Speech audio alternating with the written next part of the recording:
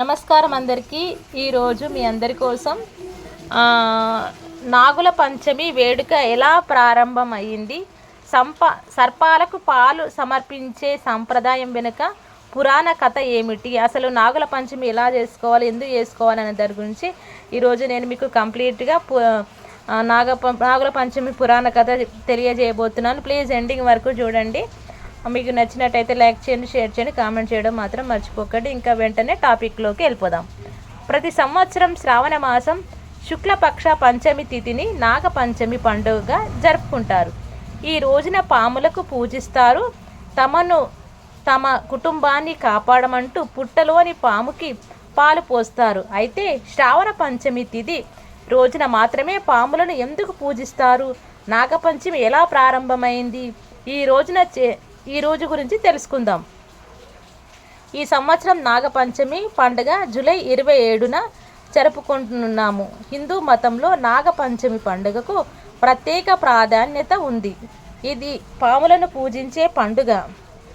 ఈ రోజున హిందువులు పాములను నియమాలు ఆచారాలతో పూజిస్తారు. పాముల ఉనికి కశ్యప మహర్షి అతని మొదటి భార్య కద్రువా నుంచి వచ్చినట్లు నమ్ముతారు. భవిష్య పురాణం ప్రకారం ఈ ఇద్దరు సర్పజాతికి తల్లిదండ్రులు. భారతదేశంలోని వివిధ ప్రాంతాలలో నాగపంచమి పండుగను వివిధ మార్గాల్లో జరుపుకుంటారు. ఈ పండుగను జరుపుకోవడం ప్రారంభం వెనుక ఒక పురాణ కథ ఉంది. తన పిల్లలైన పాములను శపించిన తల్లి కద్రువ పురాణాల ప్రకారం ఒకసారి కశ్యప మహర్షి ఇద్దరు భార్యలు కద్రువ, వినత, దక్షుని కుమార్తెలు, అక్కా చెల్లెళ్ళు. కద్రువ 1000 మంది సర్పాలకు తల్లి. అయితే వినత 2 కుమారులకు తల్లి, అనురుడు, గరుత్మంతుడు. కద్రువ వినతల ఇద్దరు కలిసి తిరుగుతుండగా వారిద్దరూ ఒక తెల్ల గుర్రాన్ని చూశారు.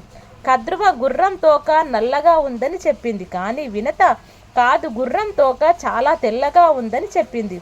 కద్రువ వినత చేతికి ఓడిపోవడం ఇష్టం లేదు కనుక ఆమె తన కుమారులను వెళ్ళి తోక నల్లగా ఉండే విధంగా చుట్టుకోమని కోరింది. కానీ కుమారులు అలా చేయడానికి నిరాకరించడంతో కద్రువ తన సొంత పిల్లలను పాండవ వంశానికి రాజు జనమేజయుడు చేసే యాగంలో పడి నాశనం అవుతారని శపించింది.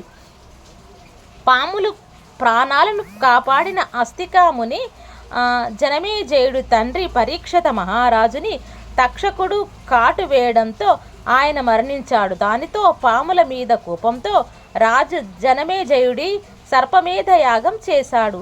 ఆ యాగంలో లక్షలాది పాములు కాలి బూడిదయ్యాయి. అప్పుడు అస్తికా ముని వచ్చి రాజు ఈ యాగం చేయడం సరికాదని చెప్పి ఒప్పించాడు. అతను పాముల మీద చల్లటి పాలు పోశాడు. ఇలా చేయడం వలన పాములు ప్రాణాలతో బయటపడ్డాయి. అప్పుడు బ్రహ్మ ప్రత్యక్షమై భూమిపై సర్పాల ఉనికిని కాపాడమని ఆశీర్వదించాడు. పాముల ప్రాణాలను కాపాడిన రోజు శ్రావణ మాసం శుక్లపక్ష పంచమి తిథి. అప్పటి నుంచి ప్రతి ఏడాది ఈ శ్రావణ పంచమి తిథి పాములకు చాలా ప్రియమైనది. అప్పటి నుండి నాగపంచమి రోజున పాములను పూజిస్తారు, వాటికి పాలను సమర్పిస్తారు. చేయడం వలన సర్పాలు ఎల్లప్పుడూ తమని రక్షిస్తాయని నమ్ముతారు. నాగుల పంచమికి సంబంధించిన పురాణ కథను ఇప్పుడు మీకు తెలియజేయడం జరిగింది. మీరందరూ కూడా ఆ నాగుల పంచమి రోజు నాగదేవతలకు పాలు పోసి పరిపూర్ణంగా నాగదేవుడి ఆశీర్వాదం పొందగలరని ఆశిస్తూ థ్యాంక్ యూ సో మచ్.